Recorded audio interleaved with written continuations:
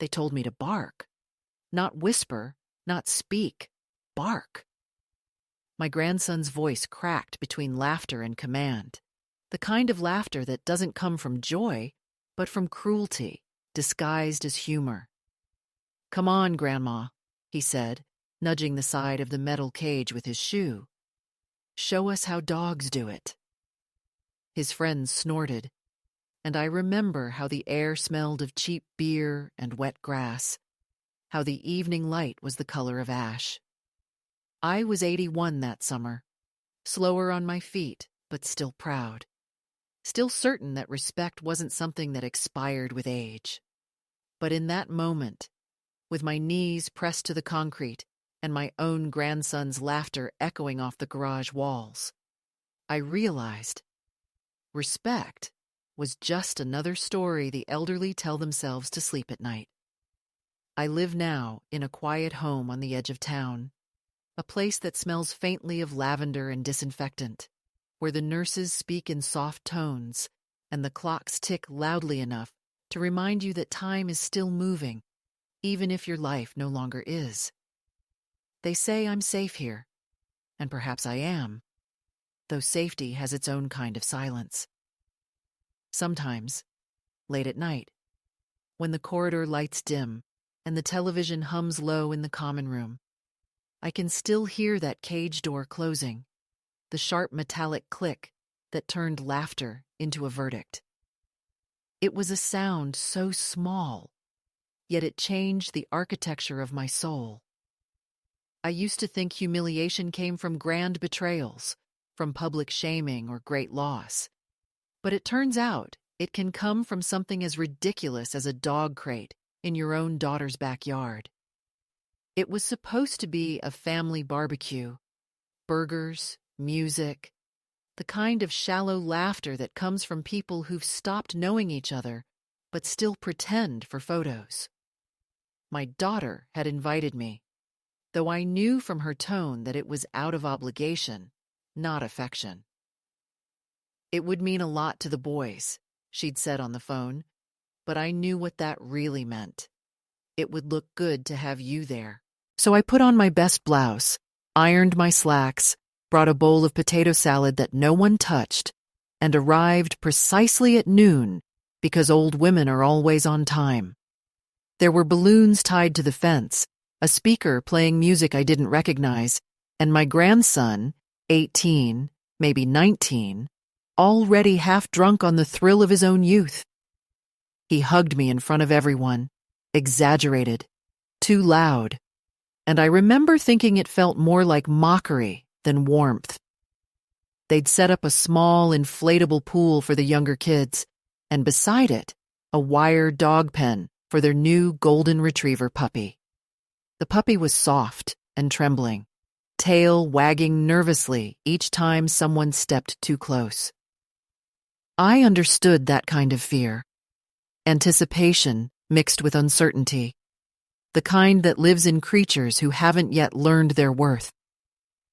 I sat quietly on a lawn chair near the fence, sipping lemonade and listening to the way my daughter corrected every story I told, reshaping my memories into anecdotes that suited her audience.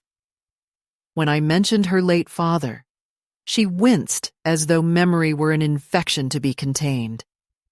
I had become an accessory, an exhibit of endurance, trotted out for sympathy, and then politely ignored once the effect wore off.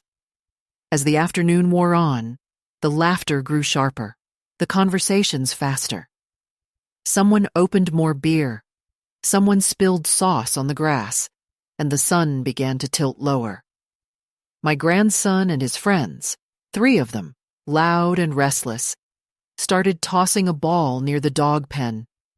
At first it was harmless, just the kind of rough play young men mistake for vitality.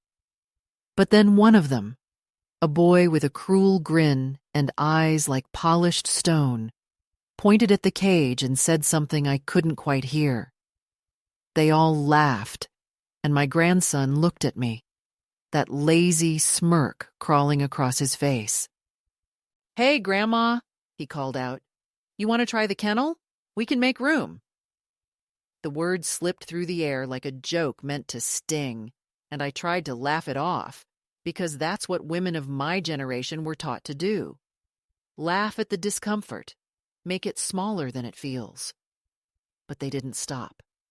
They circled me with the eagerness of children who've discovered a new game. "Come on, she's tiny," one of them said. "I bet she fits." And then, before I could step back, hands were on my arms, mock gentle, coaxing. "Just for a picture," my grandson insisted, phone already in hand. The others jeered, and I felt my balance tilt, my foot catching on the grass as they guided me toward the open cage door.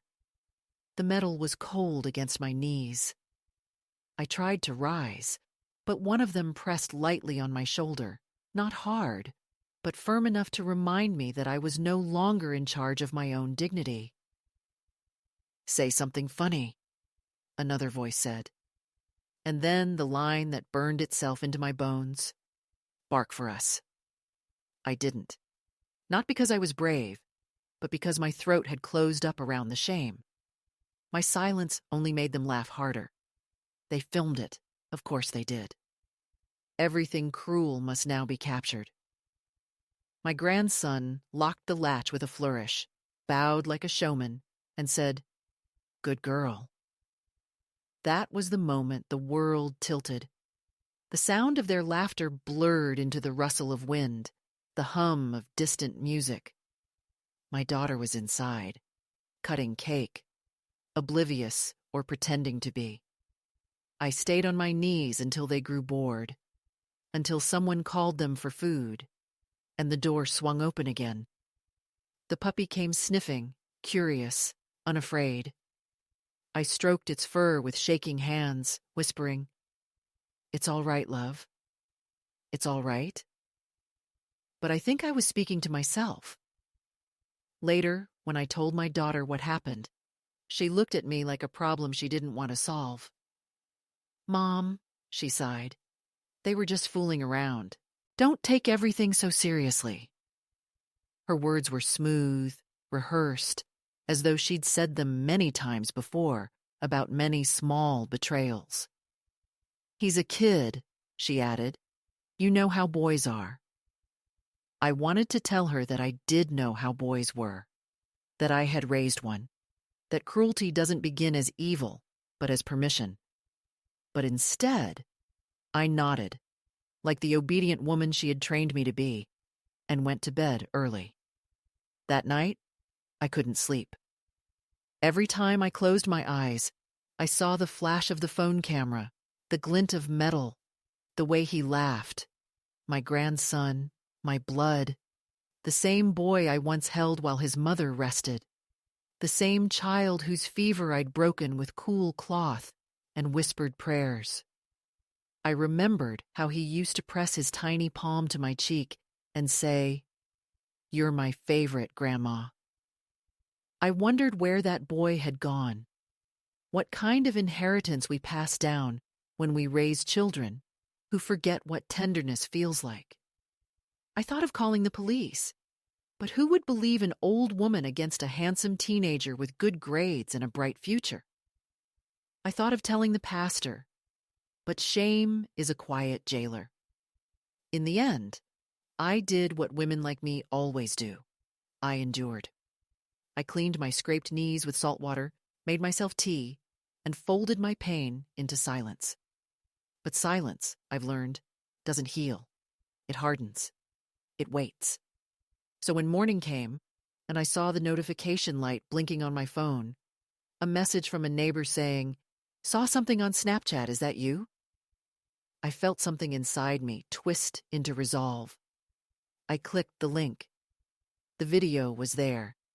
10 seconds long, blurry but unmistakable.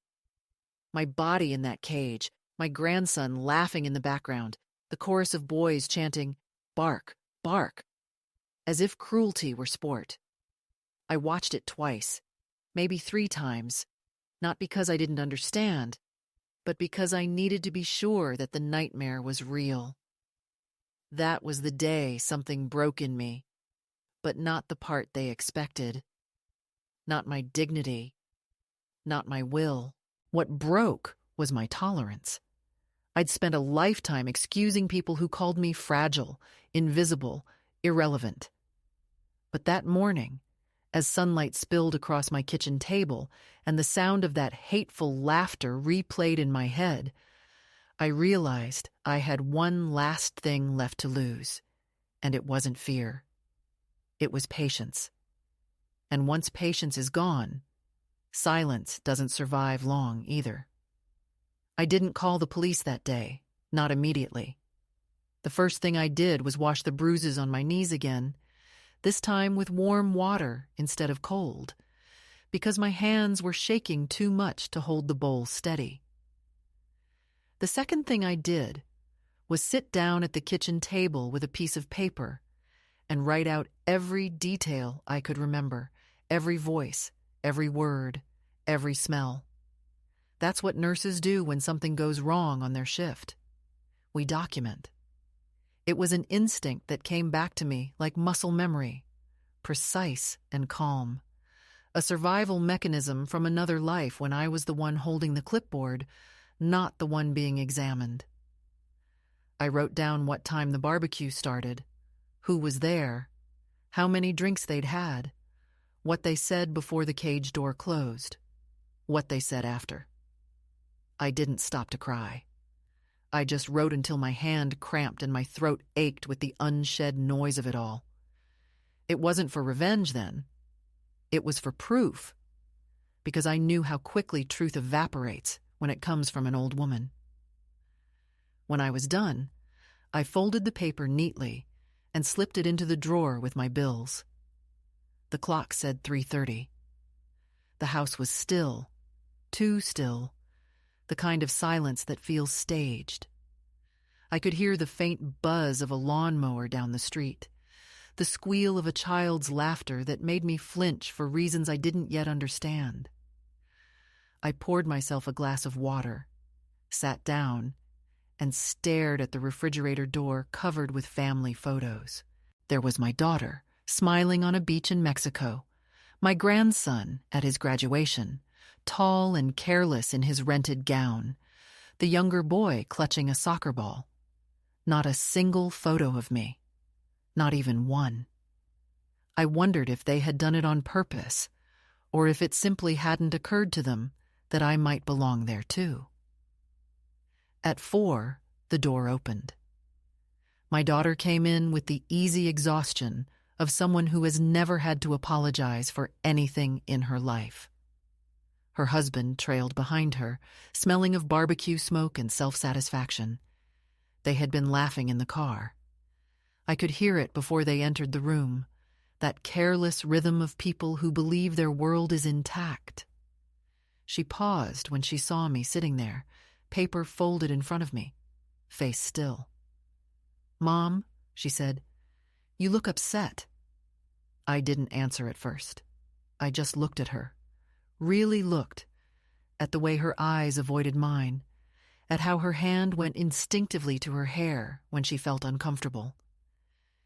"Do you know what your son did today?" I asked finally. She blinked, frowning slightly. "Which one?" "Your eldest," I said. "The one who thought it was funny to lock me in the dog cage." Her lips parted, then closed again, like a door she wasn't ready to open. "Oh, Mom," she said, the words coated in exasperation. "Please tell me you're not still upset about that. It was just a joke. You know how boys are." I repeated her phrase in my head, tasting it like rust. You know how boys are. Yes, I did. I'd spent my whole life knowing how boys are. Boys who grow into men who expect forgiveness as part of their inheritance. "He filmed it," I said quietly. "He put it online." That made her falter, if only for a second. "He what?" "It's on Snapchat. There's a video. People are sharing it." Her husband shifted uncomfortably, cleared his throat, then said, "Let's not make this bigger than it is." I turned to him, slow and deliberate. "Bigger than it is?" Your son locked his grandmother in a cage. What size do you think that should be?" His jaw tightened, but he said nothing. My daughter reached for my hand, but the gesture felt rehearsed. "Mom, please," she said. "He didn't mean it. You can't destroy his future over one stupid mistake." The words came out so easily, so fluently, as if she had already chosen whose side she was on. I thought about the little boy I once bathed, the girl she once was, both of them fragile and needing. I thought of how love, when stretched too far, becomes a kind of blindness. "He didn't destroy my future," I said softly. "He destroyed my trust." That night, I couldn't eat. The sound of the refrigerator hum was too loud, the shadows too long. I went out onto the porch, the air cool and heavy with the smell of cut grass, and I dialed a number I hadn't used in years, the local police station. My voice trembled when I spoke, not from fear, but from disbelief that I was actually doing it. The officer on the line sounded young, kind in the way young people are when they think kindness costs nothing. "Ma'am, could you tell me exactly what happened?" he asked. So I did. Every detail, as though reciting a shift report. Date, time, names. He listened, asked a few questions, then said they would send someone to take a statement in person. I thanked him and hung up. Half an hour later, a patrol car pulled into the driveway, its headlights washing over the flower beds I'd helped plant last spring. A woman officer stepped out, not much older than my grandson, notebook in hand. She introduced herself as Officer Reynolds and asked if we could sit somewhere quiet. I led her to the kitchen table. She listened patiently as I spoke, her pen moving steadily, her eyes soft but professional. When I showed her the video on my phone, she pursed her lips. "I'm so sorry, ma'am," she said. "That must have been very frightening." I nodded, unable to speak for a moment. "Do you want to press charges?" she asked gently. I hesitated. The question sounded heavier than I expected. To press charges meant crossing a line that could never be uncrossed. It meant turning family into strangers, memory into evidence. "I don't want to ruin his life," I whispered. She set her pen down and looked at me for a long time. "He's the one who chose this," she said. "All you're doing is telling the truth." I realized then how simple it was. Truth is never ruin. It's the only repair we have left. When she left, she promised to file a report and forward it to the district attorney's office. I watched the patrol car disappear down the street, red taillights shrinking into the night, and felt both lighter and lonelier than I ever had before. Inside the house, a door slammed upstairs. My daughter's husband appeared in the hallway, his face pale with controlled anger.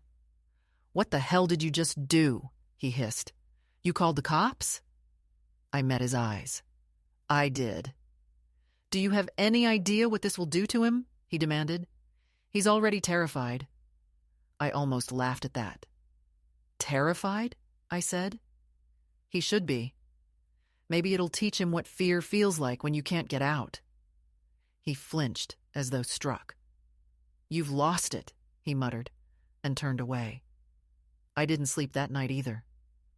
Around dawn, I heard a car start, the sound of tires on gravel, the faint echo of a voice shouting, "She's crazy!"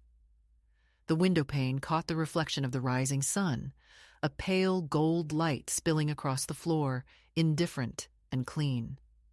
I made tea, sat at the same table where everything had happened, and reread my statement. Every sentence felt like a confession I hadn't known I needed to make. By noon, the phone started ringing. First my daughter, then her husband, then an unknown number I didn't recognize. I didn't answer any of them. Around 2, there was a knock at the door.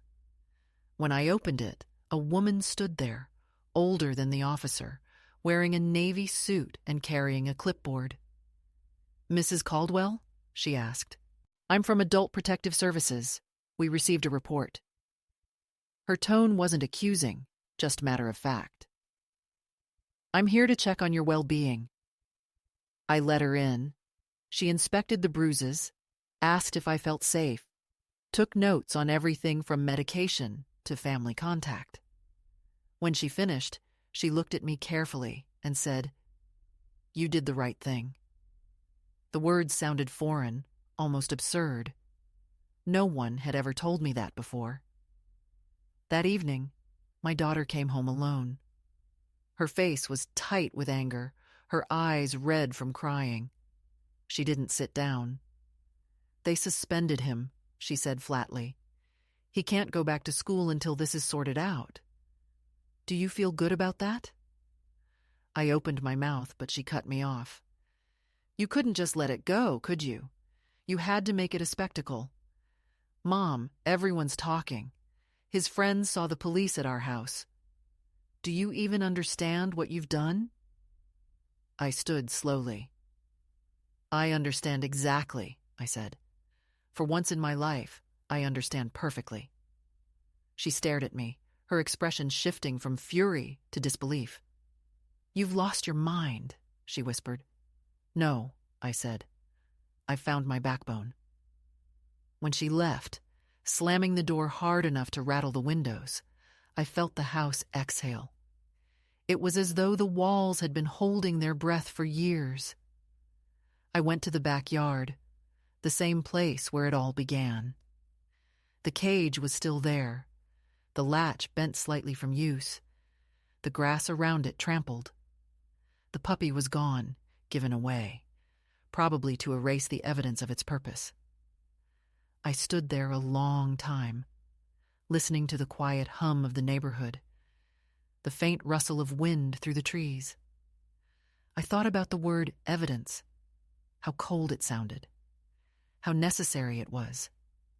The world doesn't listen to memory. It listens to proof.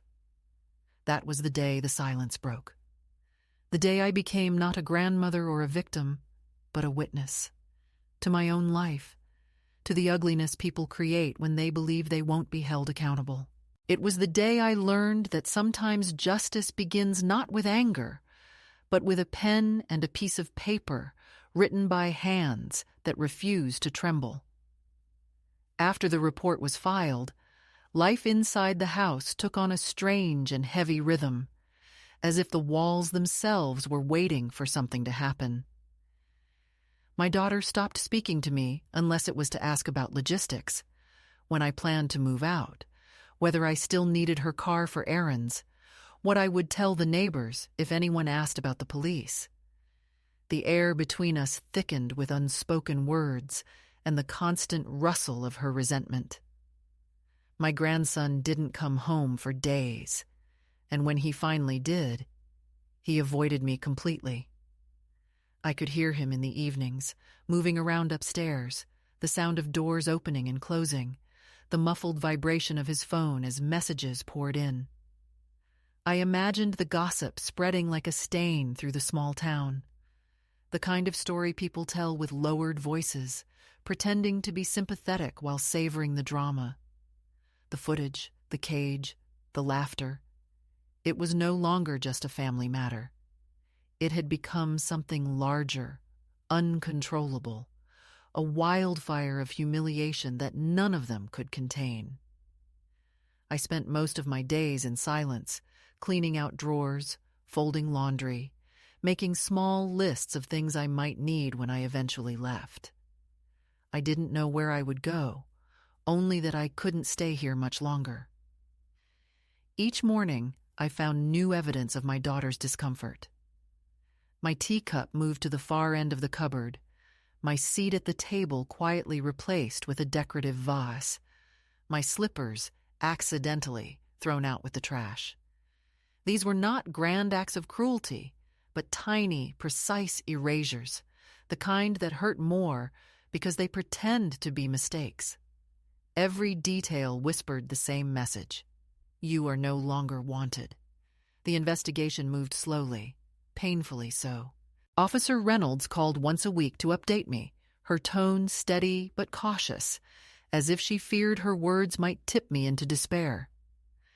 The district attorney's office had the video, she said, and they were reviewing whether it met the criteria for misdemeanor assault and harassment. It was a strange comfort, hearing those words, clinical, detached, yet affirming that what had happened was not merely an incident or a misunderstanding. It was an offense. It was wrong. But with every passing day, my daughter's anger grew, her voice sharper, her movements brisker. She stopped inviting me to meals, stopped acknowledging my presence when friends visited, and when the phone rang, she stepped into the hallway to take the call, lowering her tone so that all I could hear were fragments. Ridiculous. Exaggerated. She's confused. I wanted to confront her, to force the truth into the open, but I was tired. My energy was being spent elsewhere, on holding myself together.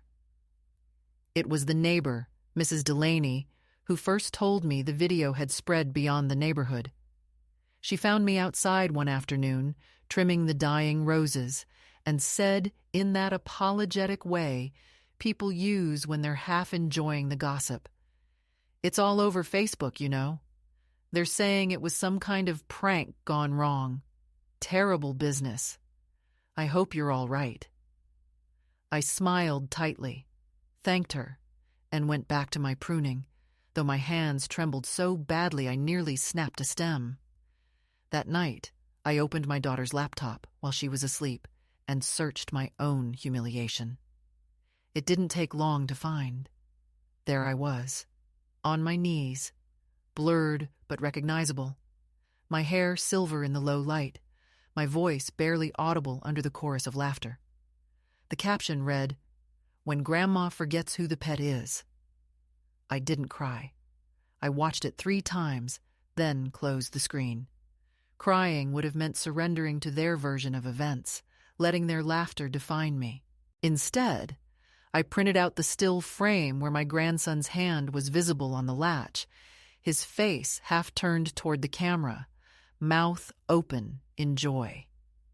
I slipped that photo into the same folder as my written statement. That night, I slept for the first time in days, not peacefully, but with the grim assurance of someone who knows the truth is finally visible.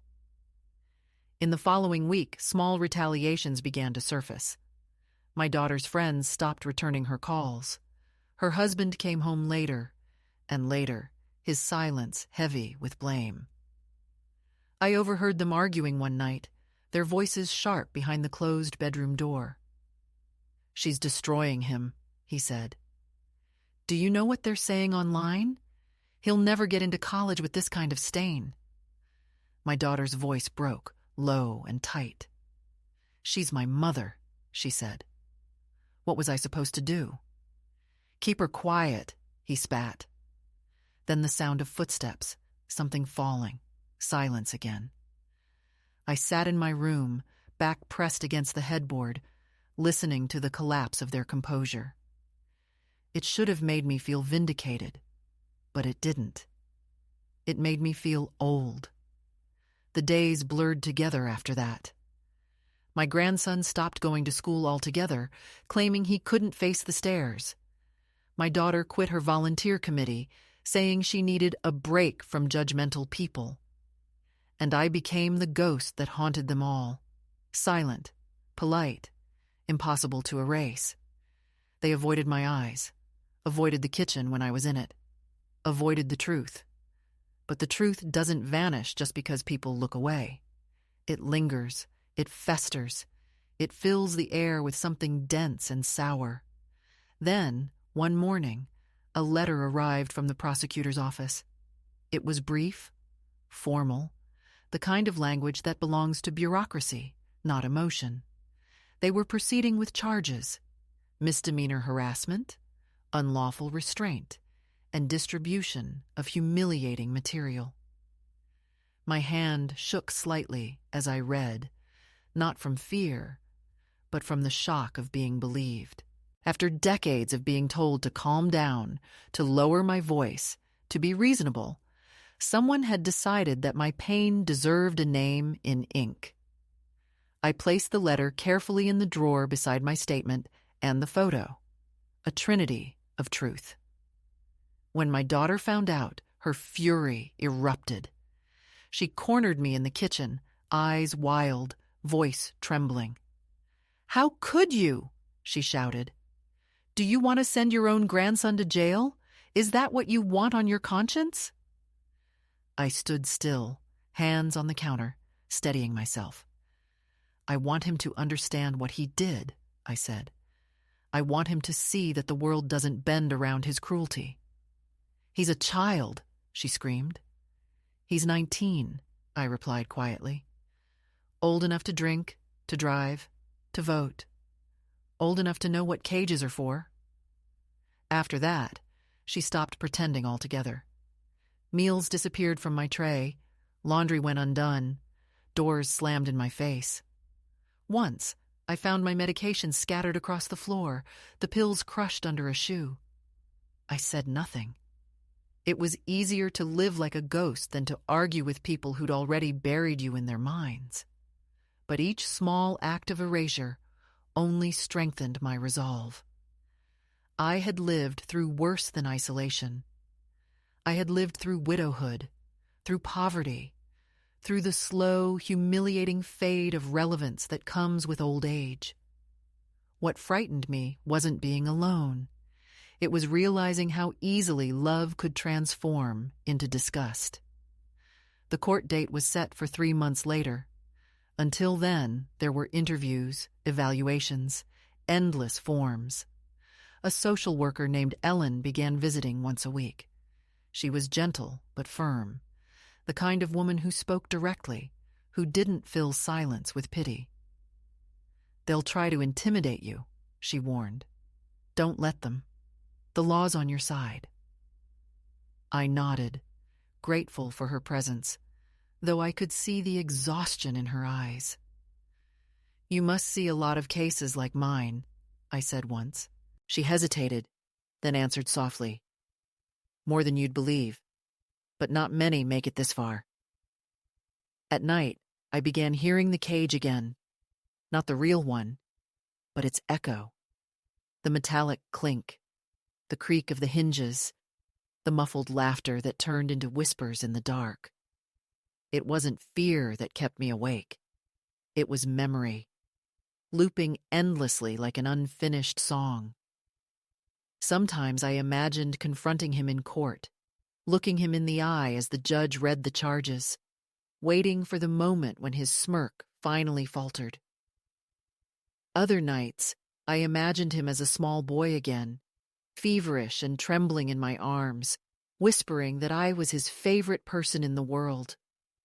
Both images felt true, and that was the hardest part, knowing that cruelty and innocence could live in the same body, separated only by time and choice.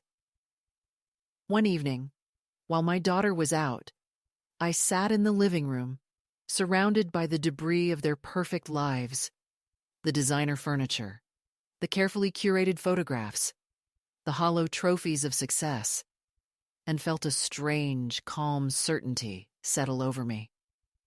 I realized I didn't hate them, not even him. Hatred would have meant I still expected something from them, still wanted them to be better. What I felt was emptier, quieter, a release, like unclenching a fist I hadn't known I was holding. They could rewrite the story however they wanted, call me vindictive, delusional, bitter. But I had the truth written in my own hand, and that would outlast all of them. When I finally packed my suitcase, no one stopped me. My daughter didn't ask where I was going.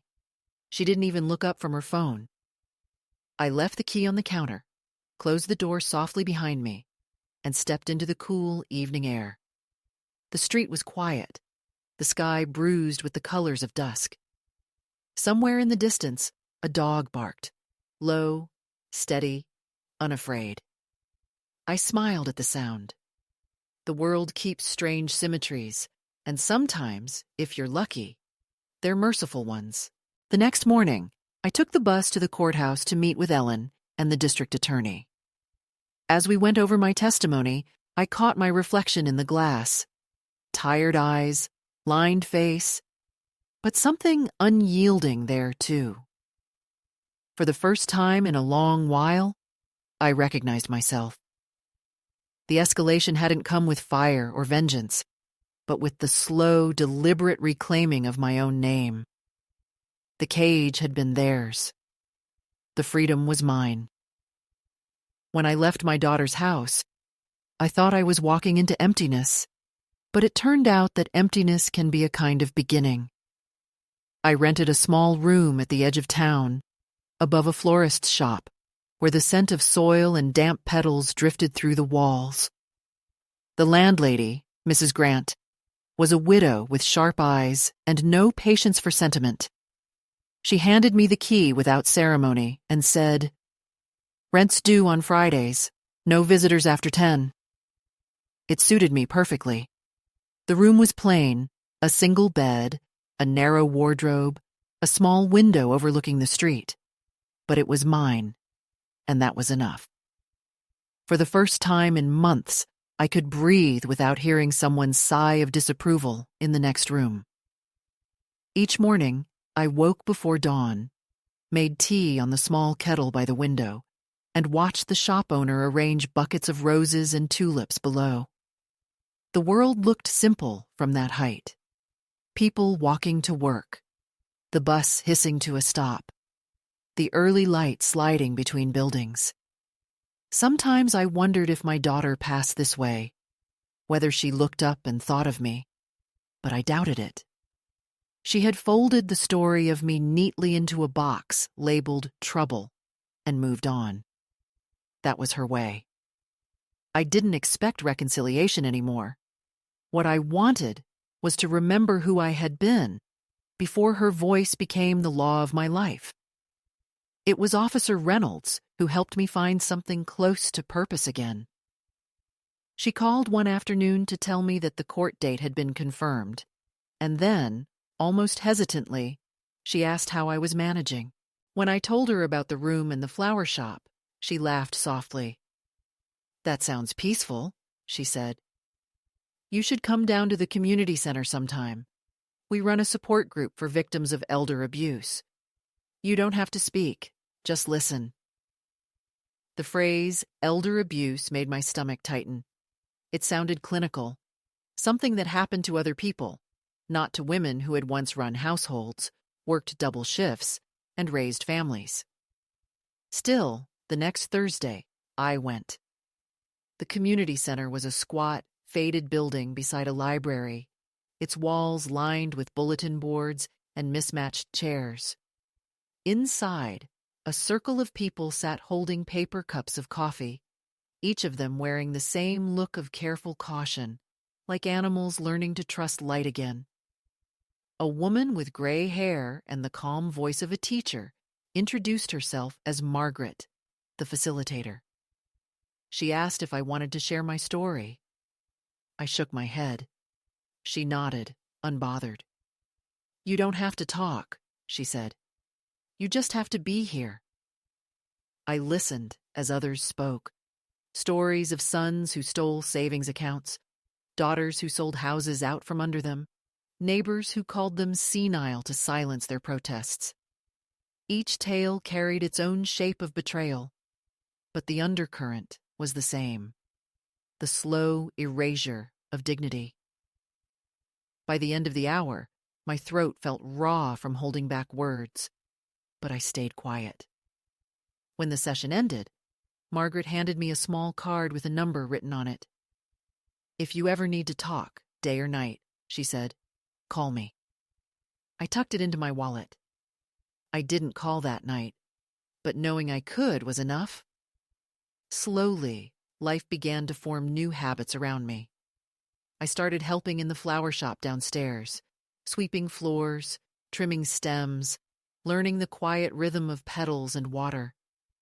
The owner, a gentle man named Lionel, paid me in small bills and free tea. He didn't ask questions about my past, which was its own kind of mercy. On good days, we talked about the weather, the changing seasons, the price of tulips. On bad days, he let me work in silence. There was something healing in the ordinary act of arranging flowers, the way life insists on beauty even when it's fragile. My hands, which had trembled for weeks, grew steady again. Meanwhile, the legal machinery ground forward. Letters arrived in official envelopes, each one heavier than it looked. My grandson had been assigned a public defender. The charges remained the same: harassment, restraint, distribution of harmful material. The words sounded almost antiseptic compared to the memory itself, but they were the scaffolding of justice, and I clung to them. One afternoon, Ellen, the social worker, met me for coffee to go over the witness process. She explained how court would work, how I might be questioned, how his lawyer would likely try to minimize what had happened. "They'll call it a prank," she warned. "They'll say it was taken out of context. You'll have to stay calm." I promised her I would. Calm, after all, was my native language. Yet, in the quiet of that small room, I began to question whether calm was still the right shield to wear. My whole life had been one long exercise in endurance, smiling through disrespect, lowering my voice so others could feel tall. But the cage had changed something fundamental in me. I could no longer shrink myself to make others comfortable. Sometimes at night, I would stand by the window, watching the streetlights flicker, and rehearse the words I would say in court. Not the legal testimony, they already had that, but the truth as only I could tell it. I wanted to look that judge in the eye and say that humiliation is a kind of violence, that laughter can bruise deeper than fists, that when you lock someone away for amusement, you teach them what freedom really means. One morning, as I was sweeping petals from the shop floor, Lionel asked if I believed people could change. It wasn't a random question. He had seen the article in the local paper about the upcoming trial. I thought for a long moment before answering. "Change," I said, "is a word people use when they mean regret without consequence." He smiled sadly. "That's a hard view." "It's an earned one," I replied. We didn't speak of it again, but after that, he started leaving fresh coffee on the counter each morning before I came down, as if to say, "I understand," without asking. The first letter from my grandson arrived a week later. The handwriting was familiar, still the same uneven slant from when he used to draw birthday cards for me as a child. Inside, just a few lines. "I'm sorry. I don't know what came over me. Please forgive me. Everyone says you're ruining my life." I read it 3 times and set it aside. The apology wasn't for what he'd done. It was for what had happened to him because of it. Still, it stirred something fragile in me, a memory of the boy he had been, sitting at my kitchen table with jam on his face, asking me to tell him stories about when I was young. I didn't reply, not because I hated him, but because I needed him to understand that forgiveness cannot be begged. It must be earned through reckoning. The following week, I returned to the support group and spoke for the first time. My voice wavered at first, the words sticking to my tongue like burrs. But once I began, I couldn't stop. I told them about the laughter, the cage, the silence afterward, the way my daughter looked at me as if I were an inconvenience rather than a wound. I told them how I'd reported it, how the house had turned colder than winter. When I finished, no one clapped or spoke. They just nodded, a quiet ripple of understanding passing through the room. Margaret reached over and touched my hand. "You've already started healing," she said. That night, for the first time, I dreamt not of the cage, but of the open yard beyond it, the grass, the air, the sound of a dog barking somewhere far away. In the dream, I walked toward the gate and found it unlocked. I didn't run. I simply stepped through and kept walking. When I woke, there were tears on my face, but they were not from sorrow. They were from recognition. Healing, it turned out, was not forgetting. It was remembering without needing revenge. Still, reality intruded. My daughter called one evening after weeks of silence. Her voice was brittle, controlled. "They want to offer a plea deal," she said. "If you drop the charges, he'll have to do community service, maybe a fine. No trial. It'll save everyone the embarrassment."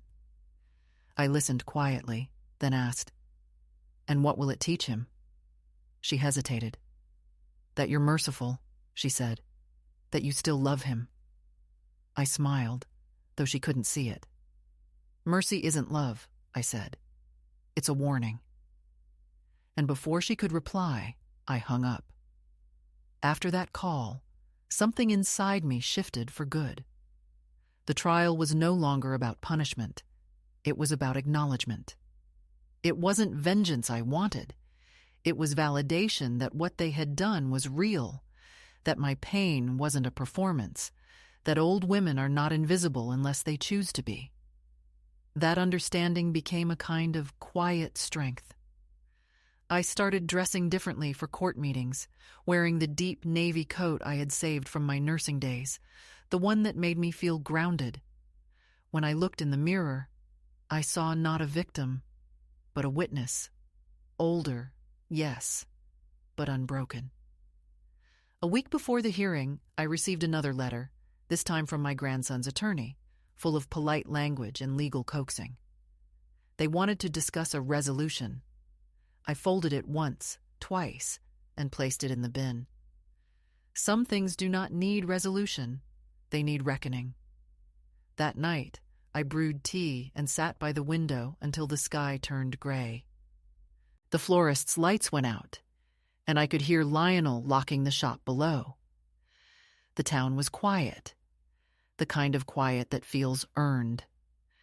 I realized then that the midpoint of my story wasn't about survival. It was about reclaiming my narrative, about walking back into my own life with steady feet. The cage was behind me now, but its echo had taught me something essential. Freedom isn't the absence of walls. It's the decision to never kneel inside them again. The days before the hearing felt heavier than any winter I had lived through. Each morning, I woke with that same dull ache behind my ribs, a reminder that time, no matter how slow it crawls, will eventually drag you toward what must be faced. The flower shop below was quieter now. Lionel had hired a younger girl for the weekends, and I found myself working fewer hours, which left me too much time alone with my thoughts.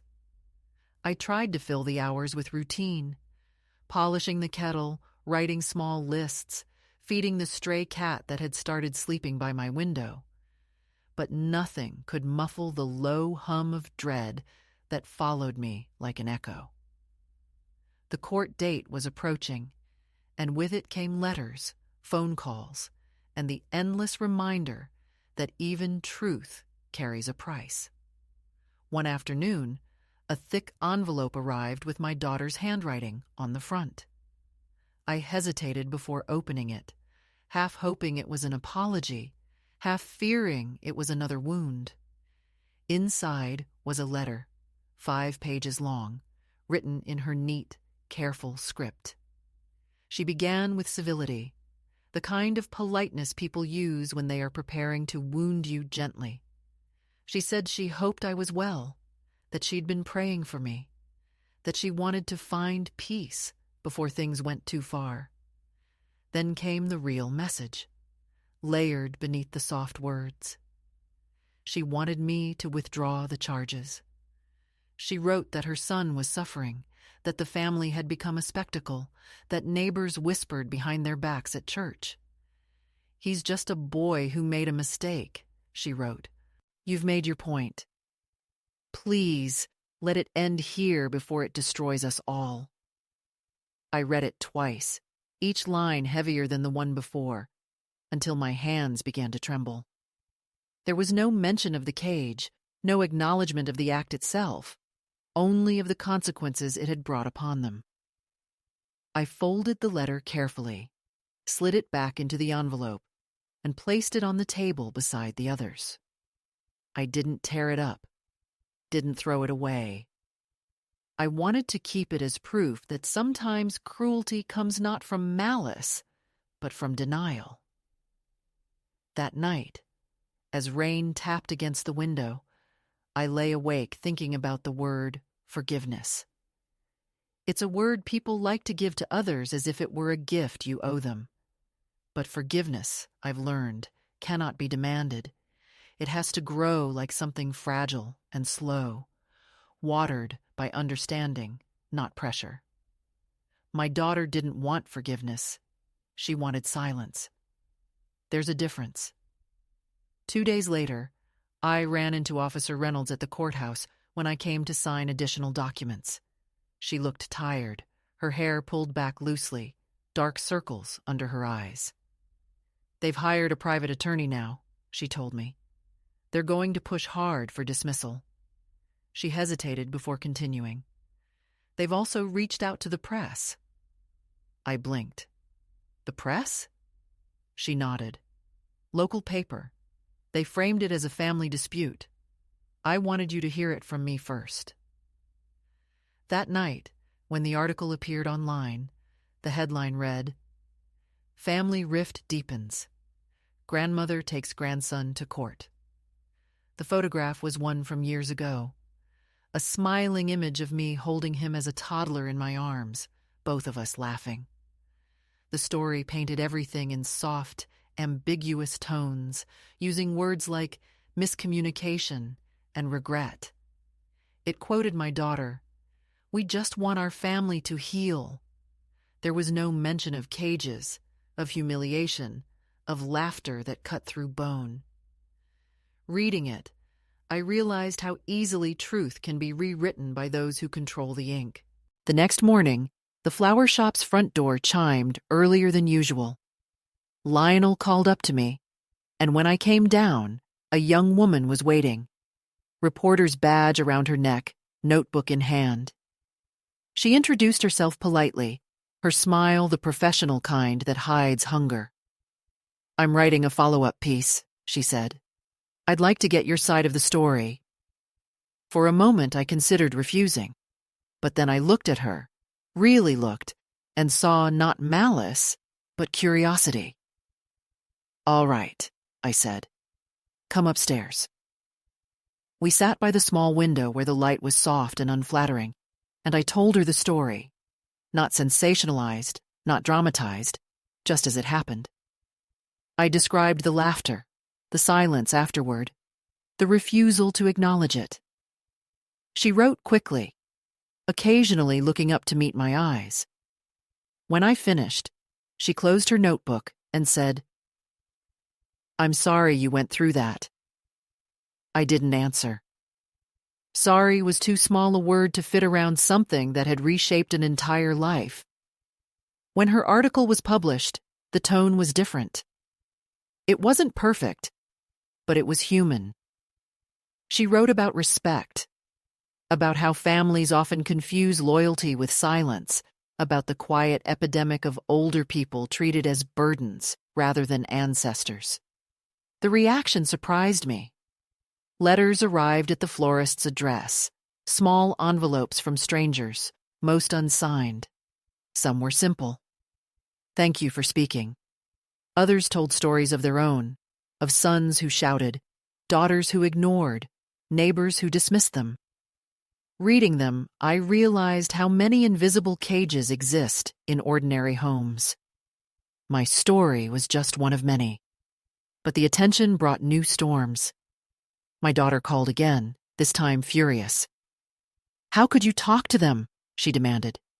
"Do you want to humiliate us completely?" I let her speak until her anger ran out of words, then said quietly, "I didn't humiliate you. I told the truth." There was a long pause on the line, and then she said something that chilled me more than any insult could. "You're not the woman who raised me," she whispered. "No," I said. "I'm finally the one she tried to be." She hung up. The weeks that followed were full of small tests. Anonymous messages appeared on social media, some defending me, others mocking me. Someone even slipped a note under the florist's door that read, "Keep family business in the family." Lionel threw it away before I could see who delivered it. I pretended not to care, but at night, when the shop lights went out and the street grew quiet, I found myself wondering whether justice was worth this loneliness. Then I'd remember the cage, the laughter, and the certainty would return like a pulse. The night before the pre-trial hearing, I received a call from my grandson's attorney.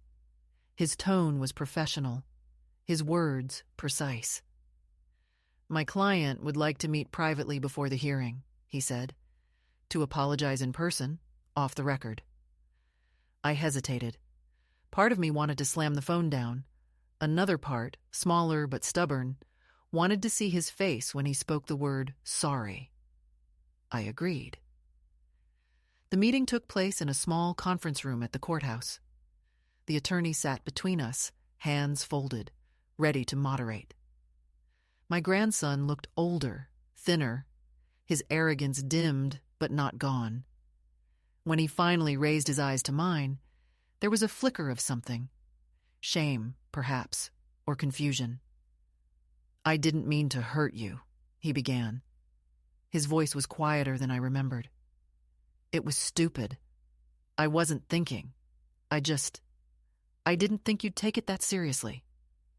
I let the silence stretch until he shifted uncomfortably.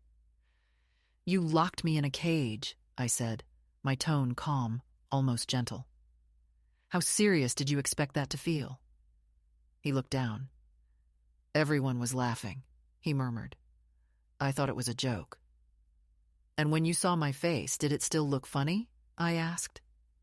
He didn't answer. The attorney cleared his throat and said, "Perhaps we should move forward." But I held up my hand. No. He should finish. My grandson opened his mouth, then closed it again. Finally, he whispered, "I'm sorry." For the first time, it sounded real. Not enough to erase what he'd done, but enough to confirm that he knew. That was all I needed. After he left, the attorney lingered. "You could still settle this quietly," he said. "No trial, no record. It would save you both the ordeal." I looked at him. A man who probably believed himself reasonable, even kind. "You're wrong," I said softly. "The ordeal isn't in the trial. It's in being forgotten." The next morning, the courthouse was crowded, the hallways humming with the low murmur of voices and the shuffle of papers. When my name was called, I stood before the judge, hands steady, heart calm. The lawyers spoke in their measured tones, the legal jargon washing over me like a foreign language. But then the judge turned to me and asked if I had anything to add.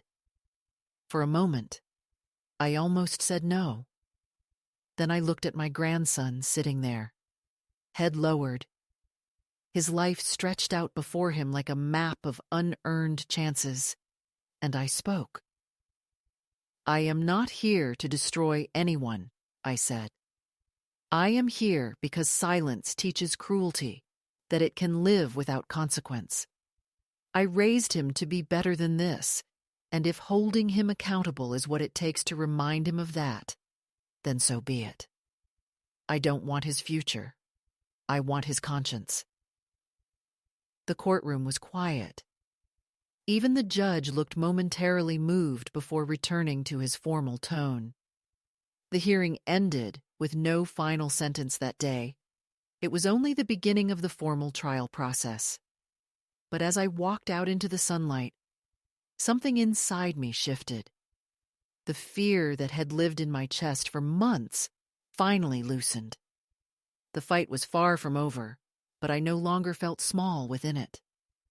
The world had heard me, and I had not broken. That evening, back in my small room, I sat by the window and watched the sky darken over the street.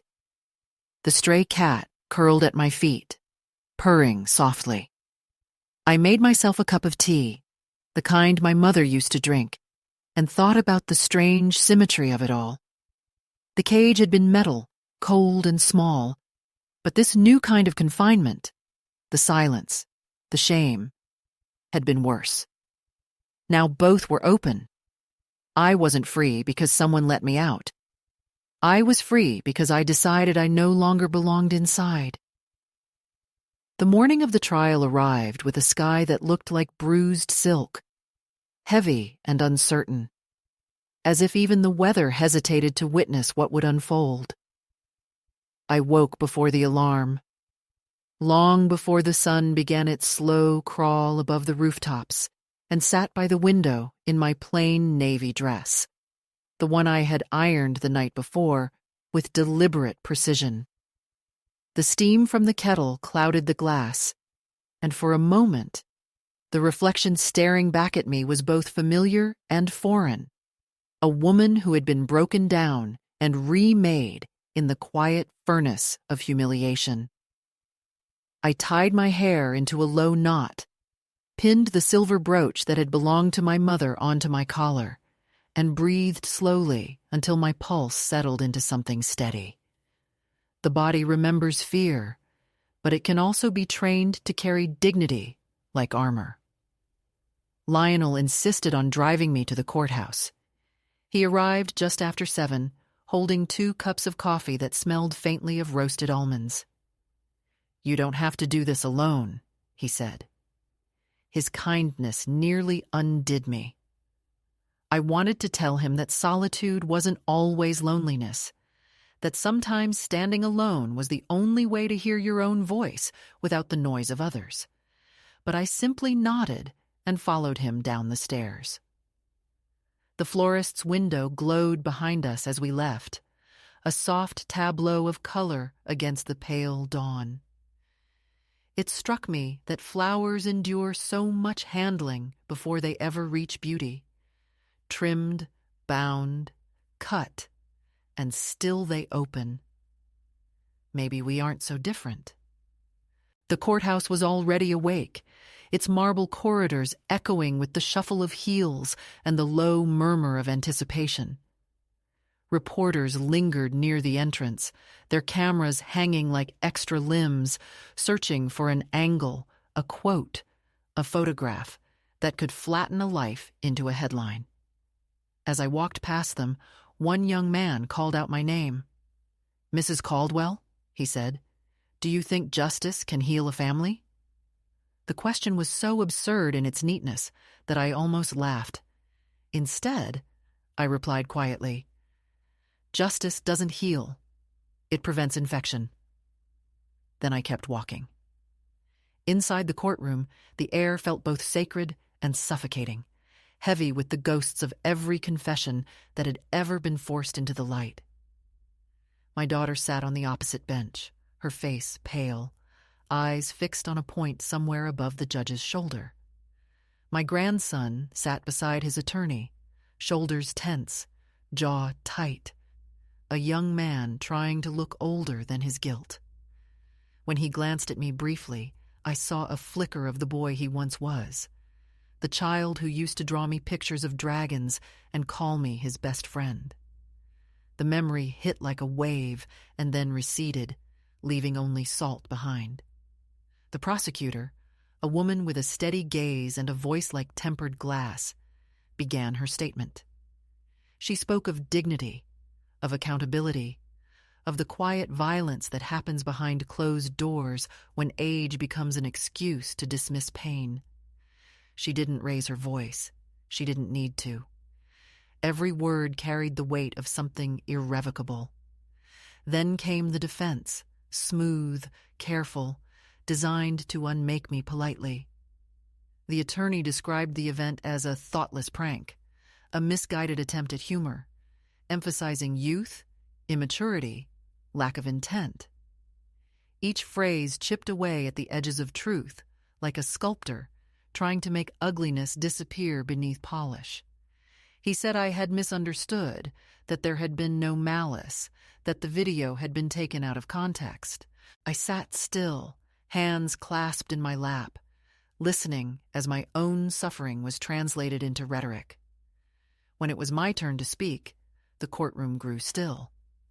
I rose slowly, feeling the tremor in my knees but refusing to let it define me. The judge asked if I wanted to take an oath. I nodded, my voice steady, as I promised to tell the truth. And then, for the first time in front of them all, my daughter, my grandson, strangers whose opinions would fade into nothing, I spoke the story aloud from beginning to end. I didn't dramatize it, didn't embellish. I described the light that afternoon, the smell of barbecue smoke, the sound of laughter as the cage door clicked shut. I told them how it felt to be laughed at by the people you once fed, once loved, once believed would protect you. I told them about the silence afterward, the refusal to see me, the long nights of replaying that moment until it fused with my bones. As I spoke, I watched my grandson's face. At first, he avoided my eyes, staring down at his folded hands, jaw tight. But when I said his name and described the look in his eyes that day, the gleam of performance, the hunger to impress, he looked up. The expression he wore then wasn't defiance anymore. It was something smaller, more fragile. For a fleeting second, I saw understanding bloom there, as if the boy beneath the arrogance had finally surfaced. My voice didn't shake when I finished. "This isn't about punishment," I said to the judge, to him, to anyone who was listening. "This is about acknowledgement. When you teach a young person that cruelty has no consequence, you build a world where compassion becomes a joke."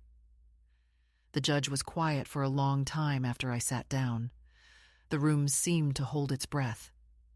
Then he began to speak, not as a bureaucrat, but as a man who had seen too many faces worn thin by humiliation. His words were measured, each one deliberate. "The law cannot repair what was broken in this room," he said, "but it can make clear that what happened was wrong." He turned toward my grandson. "You may think this is about youth or carelessness, but what it's really about is the moment when laughter becomes cruelty. The line between the two is thinner than you believe." He sentenced him to 200 hours of community service at a local elder care facility, mandatory counseling, and a public apology to be issued in court that same day. There was no prison, no fine, just the long, humbling task of confronting what he had mocked. My daughter let out a small sound, something between a sigh and a sob. My grandson swallowed hard and stood, glancing at his lawyer for permission before speaking.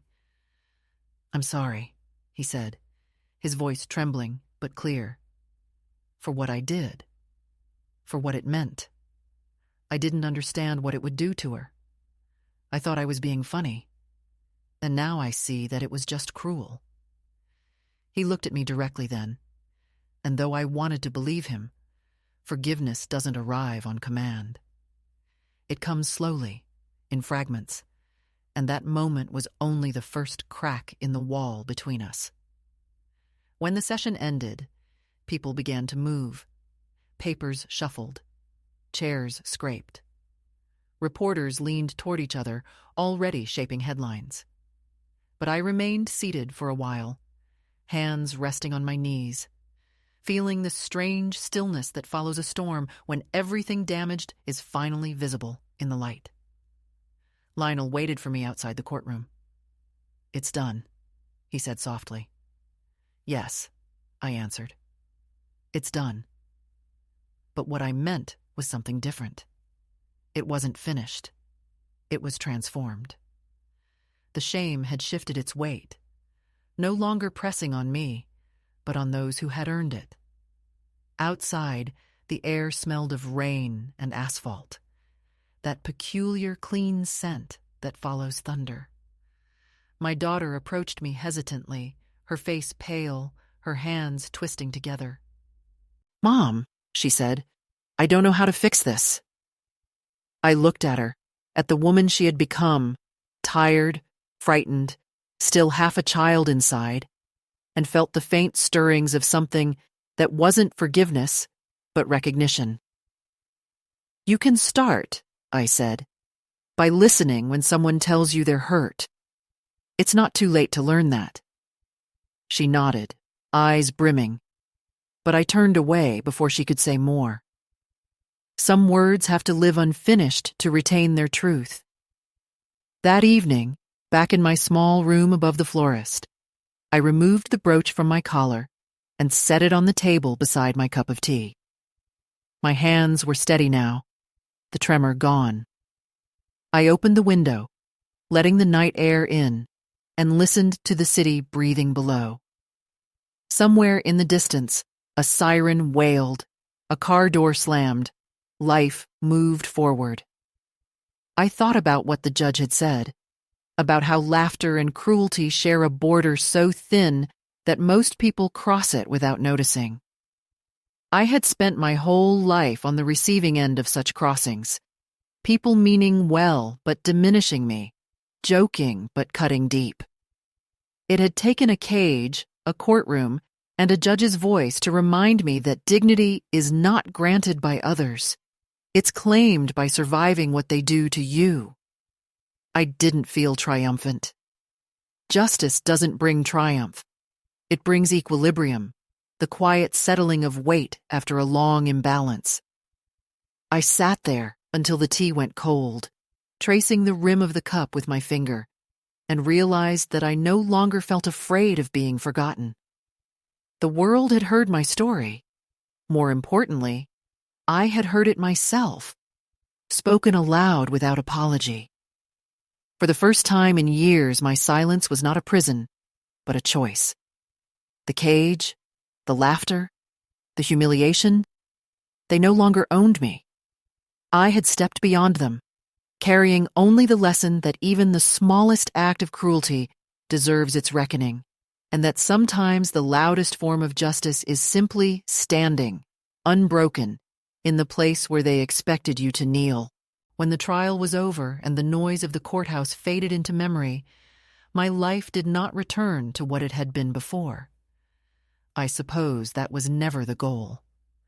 What came instead was a kind of stillness, not empty, not peaceful exactly, but alive in its own restrained way. The headlines disappeared after a week, replaced by newer scandals. The town moved on, the way towns always do when the spectacle has ended. The florist's shop went back to its quiet rhythm of stems and water, of customers murmuring over bouquets for weddings and funerals. I returned to my little room above it and found that the air there had changed. It carried the soft scent of dust and freedom. I began to sleep through the night again. There were dreams, but they no longer clawed at me. I woke each morning with the same steady breath, the same recognition of myself in the mirror. A woman marked by what had happened, but no longer defined by it. A few weeks later, I visited the community center again. The group was smaller now. Faces changed with each session, stories overlapping like threads in a worn tapestry. When it was my turn to speak, I didn't tell the story again. They all knew it by now. Instead, I told them what came after. The silence, the rebuilding, the way a person learns to occupy her own space again. I said that justice isn't a finish line but a reclamation, and that sometimes it looks like something small. Waking up without fear. Walking through a market without lowering your eyes. Drinking tea without remembering the taste of humiliation. Margaret smiled at me from across the circle, her eyes bright with that calm pride that only those who have survived long battles understand. "You've crossed the river," she said. "Now just keep walking." My grandson's community service began soon after. I heard from Ellen that he had been assigned to a nearby elder care home, the same one where I once volunteered decades ago when I was younger, and still believed that kindness was something people naturally grew into. He cleaned floors, served meals, helped the residents write letters. For a long time, I refused to visit. It wasn't anger that kept me away, but caution, as if seeing him too soon might reopen something I had only just managed to close. Then, one afternoon in early autumn, I found myself standing outside the home anyway, the air cool and carrying the faint scent of leaves beginning to turn. I told the receptionist I was here to see the volunteer list, pretending I had some official reason to be there, but really, I just wanted to look.